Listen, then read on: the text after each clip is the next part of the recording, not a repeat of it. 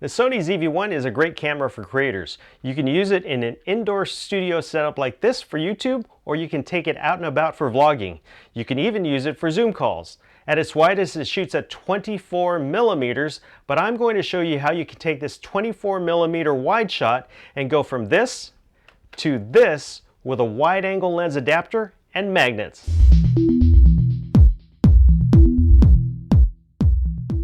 Hi, welcome. I'm Chuck, and today we're talking about wide-angle lenses for the Sony ZV-1.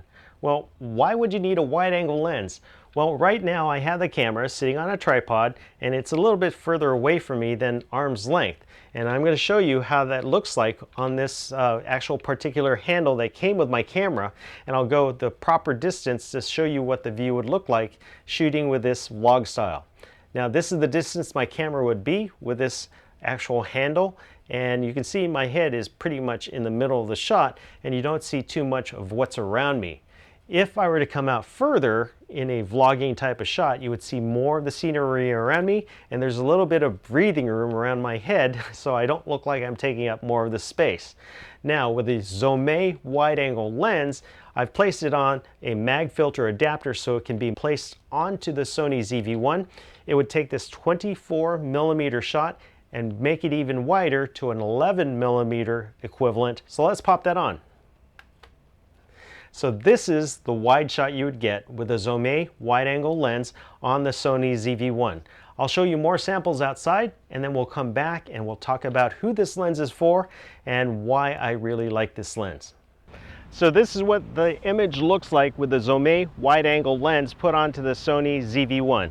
Again, at its widest, the Sony ZV-1 is 24 millimeters in focal length, and when you multiply that by 0.45x, you get about 11 millimeters for the actual focal length of this when you add the Zomei wide angle lens. So this is what it looks like. I wouldn't recommend this for landscape photography or anything like that, or landscape cinematography if you're trying to do that with this camera. And here's the reason why.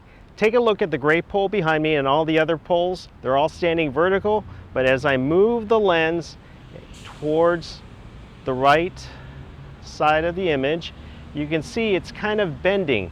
It kind of does the same thing a GoPro does in its wide view or the super view. It takes that small sensor, it magnifies the image, but then you get distortion at its very edges. I'm going to show you now the Ulanzi WL1 and compare that, because it only takes it down to 18 millimeters versus the 24 millimeters on the Sony ZV-1, and you'll see a little bit less of that with the Ulanzi WL1. So this is what the shot looks like on the Sony ZV-1 with the Ulanzi WL1. I've used the same mag filter adapter, screwed it on, and popped on the lens onto the edge of the Sony ZV-1's lens. And this is what it looks like. And I'll pan just to give you a preview of that pole. It's not as drastic when you magnify the image using the WL1 because it's 18 millimeters versus 11 millimeters, so you're not magnifying the lens to that super focal length of 11 millimeters like you do with the Zomei lens. So that's one thing to take in consideration when you purchase these wide angle lenses. You get a little bit of edge distortion. It's not so great as far as focus or anything like that.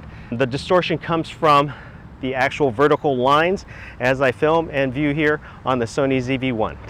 I'm back inside with this equipment, and I'm here to tell you about who this wide angle lens is for.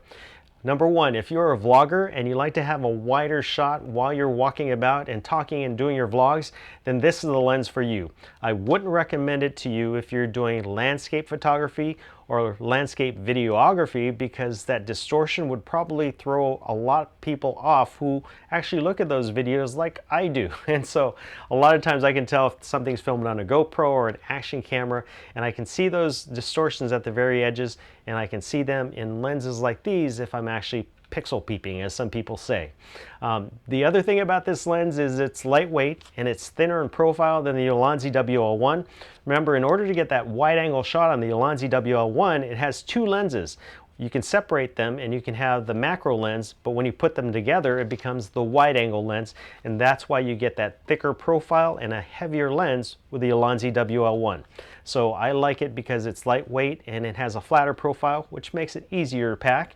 And then finally, the last thing that's really cool is it's wider than the Ulanzi WL1. Remember, the Ulanzi WL1 gives you that 18 millimeters, and the Zomei Wide Angle Lens goes out to 11 millimeters when you combine it with the Sony ZV-1 at its widest view with this lens. So how did I mount this? Well, I mounted it using a mag filter adapter, and that cost about $29.95, so that will set you back, but I'm using it for both cameras, the RX100 Mark VII and also this camera, so that's where I kind of get the cost benefit because I've already had it before. But if you're new to the Sony ZV-1 and you want that wide shot with that magnetic capability, you'll need that mag filter adapter. The Zomei does not come with anything that fastens to your Sony ZV-1.